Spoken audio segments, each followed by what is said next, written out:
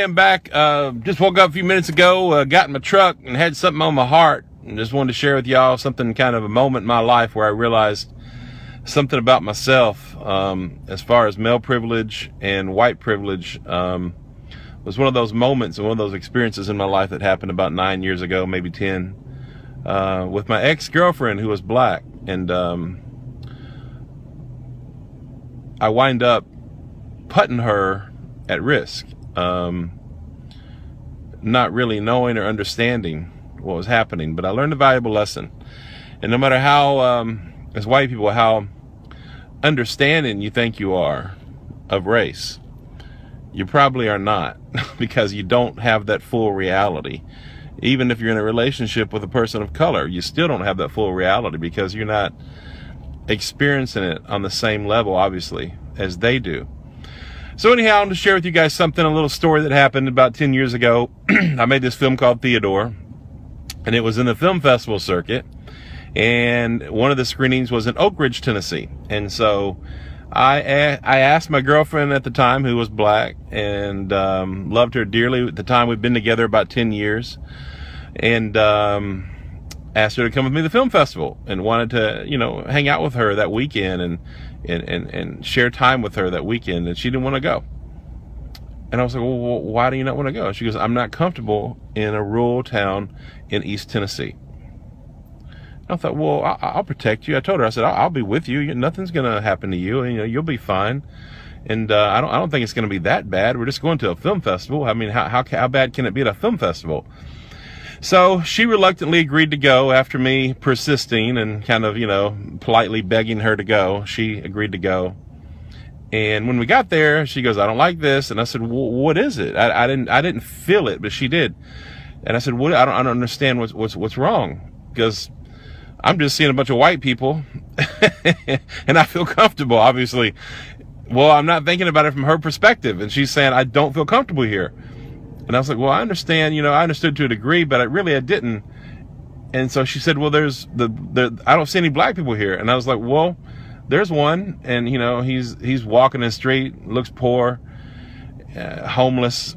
And so that's the only black person I remember seeing in that town. I'm sure there were more, but I just don't remember seeing too many.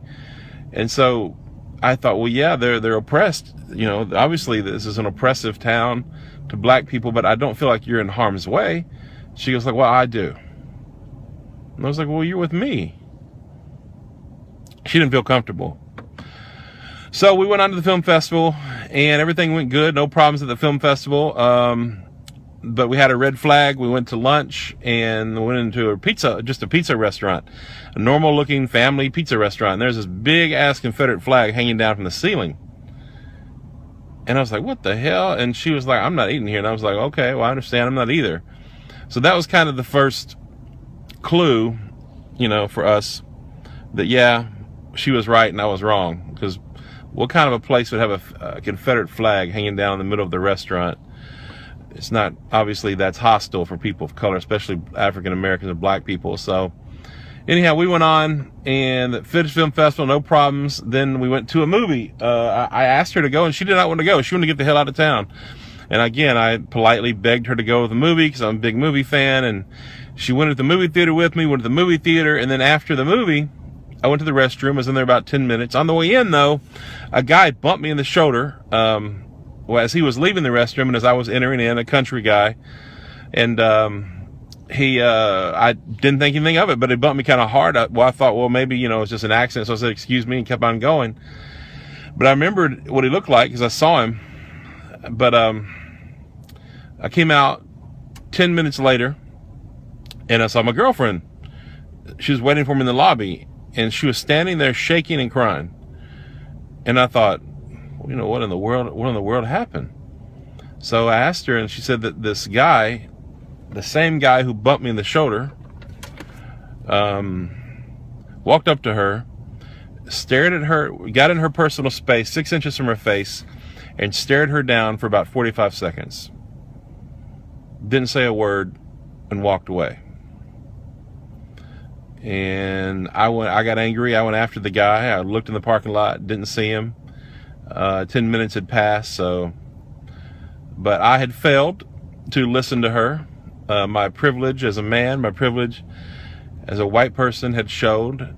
She forgave me, but it took a while for her to forgive me, and I apologized, of course, and I learned a great lesson, that we white people don't listen to people of color. Even when we think we are, we're not listening because we're not living that reality. And so I just want to give you guys this as an example of how privilege works and how that we're set up and we are conditioned and indoctrinated, basically, as white people, to live in our own little privileged bubble, our own little white bubble and box. And we never think outside of that white box, and we have to.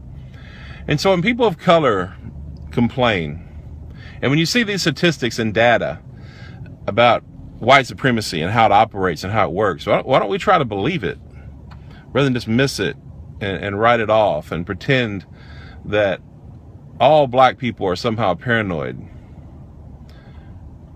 But the problem is that as a culture, we have been conditioned to dismiss and deny reality racially. We are the most ignorant and most illiterate group when it comes to race in the world, because we profit and benefit from a system designed to give us resources and privileges and benefits as white people.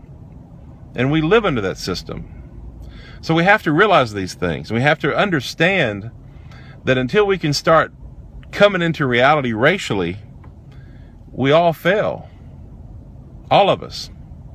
So again, find some responsibility, find some reality, and find some morality, and let's begin to address our system and our culture of white supremacy. And don't be like me and not listen to people of color when they're telling you about their own damn reality. So me and her broke up about 3 years after that, not related to issues of race, but just like normal couples. But anyhow, she's happy now, and I'm still trying to find the right one, but that's another story. But anyhow, I wanted to share that with you guys, something I'm not proud of, but I felt like I need to be honest and share with you my mistakes as a white man living in this messed up world of ours. But thank you guys for your time. Bye.